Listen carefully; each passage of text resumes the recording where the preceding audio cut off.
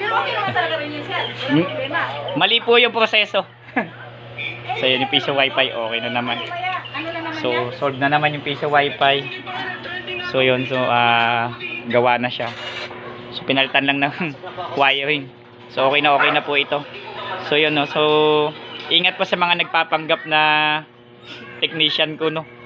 So naggagaling-galingan, so gagawa lang ng money maker. So hindi pa ako naninira ng iba, pero syempre gawin niyo po yung best ninyo, no. Kagaya niya, no. Pinerahan ng pinerahan. So hindi ako magme-mention ng name, so bahala na po kayo kung sino mag-isip.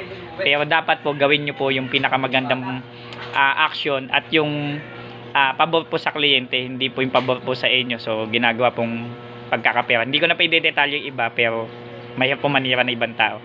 So maganda, maging totoo po tayo sa sira, no, kung ano pa yung dapat gawin. Okay po, PC mo gawa mo, don't forget to subscribe.